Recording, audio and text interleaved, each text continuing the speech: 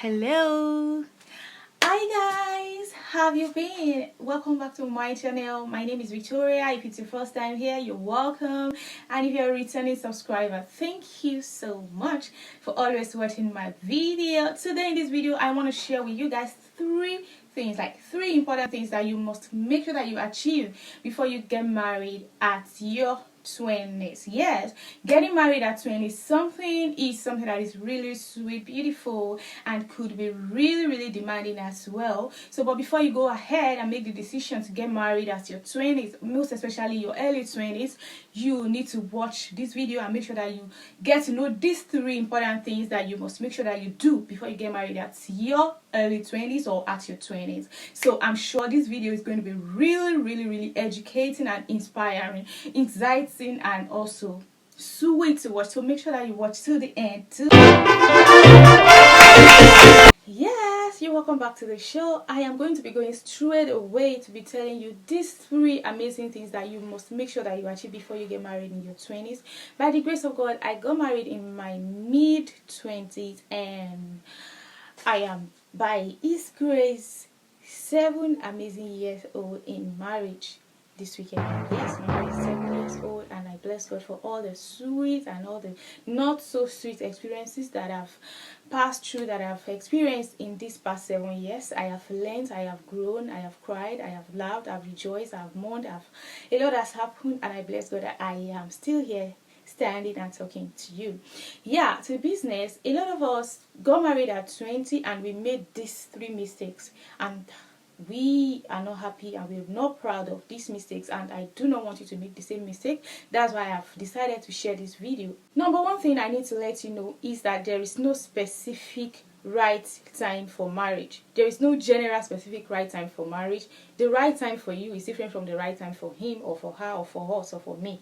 So we all have our own timing. There are different plans that God has made for individuals. So you can't say because my elder sister got married at 23, then I have to get married at 23. No, your elder sister may be very ready, and at 23 she might have checked all the boxes and all the necessary boxes, and at your own 23 you might not have checked those boxes. There are things you need to make sure that you do before you get into marriage. Marriage is a lifetime journey. You cannot go in and say you're not going in again and come back. No, once you're married, you're married. So you have to make sure that you have done all you need to do before you make this big decision. That's the point I'm trying to make right here. So getting married at a 20 or 20 something is not a bad idea. Though recently people now see people don't want you to get married at the 20. They want you to use your 20s to hustle, achieve, and get a lot of things, make yourself an asset, build your life, build your career, and all. Yes, this is fantastically sweet. It is okay, it is good, it's the right thing to do, but then it could be right for him and it may not be right for the other person. So if you and your partner are ready to make the decision, then you should not be stopped or influenced by the society, the family, the peers, your friends, or whatever it is that is happening. But if you now choose that you want to get married at 20 something, then you should make sure that you achieve these 3 things that I want to start talking about now. So the number one thing that you must make sure that you do before you get married is to identify your life goals and work on achieving them to some extent. I'm not saying you must achieve everything, but you should have laid a good background for your life goals before you get married. If possible, make sure you achieve them to some extent. Yes, it is very important. Marriage comes with a lot of responsibilities that you will want to prioritize by the time you get into marriage. So make sure that you achieve all these things to some extent. Yes, we have seen marriages where the lady or the man, they go into marriage empty-handed, and the partner was, with the help of God, able to build them. Yes, fine, but this is about 15% of marriages. Right now that we are, you must by yourself be an asset before you go into a marriage. Don't go into marriage with the hope of depending on the partner. Make sure that you have achieved your goals to some extent. Because as a matter of fact, self-identification and self-realization is very important before you get married. Make sure you know who you are. Identify your person, your personality. Because if you do not do this before you get into marriage, you may never do. because by then you are mixing with another person and you are becoming one. And so you don't even know who you are, you don't know what you want to achieve, you don't know what you stand for, you don't expect anyone to help you to identify your personality. No. So make sure you know who you are, you identify your goals and work on achieving them. In fact, get to achieve them to some extent before you go into marriage, because marriage comes with a lot of responsibilities that you would want to prioritize. Because if you don't want to prioritize your marriage before your personality, you will look selfish. So make sure you achieve them to some extent before you fall into the responsibilities that marriage comes with. Still on the issue of achieving your goals, identifying them and achieving them, if there are things or if there is anything that you would wish to achieve with your last name, like your father's name. There are some people who want to write their Facebook with their father's name. There are some people who want to achieve their certain career heights with their father's name. If there are things like that, make sure that you do it. Do not rush. Follow your plans, okay? Do not be pushed. So that's that about that. So right now we are going to be moving on to the second thing that you must achieve before you get married in your 20s, and this thing is you must be ready to live your freedom. Yes, you must be ready to live the singlehood. It is sweet to be single. You can talk with anyone and you will not be challenged. You can go out, you can do whatever you want to do. You can be with your parents. You may decide to sleep with your mom. So you must be ready to live the singlehood and be tied to one man.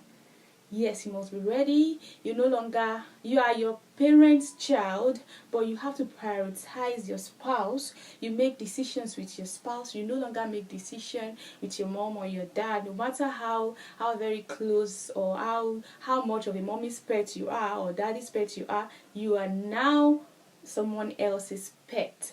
So you have a new partner and you must be ready to live with that person. The number 3 thing, the last but not the least, is that you must be sure that you will be happy with that relationship. Be sure you are happy with the relationship and that you will be happy with the relationship as time goes on, as it graduates into marriage. How? Be sure that this person you're going into this relationship with is on the same pace with you. If not on the same pace, not too far. Like spiritually, you have the same mindset. Financially, you have the same mindset. About almost all issues of life, let me say 85% of issues of life, you have the same mindset.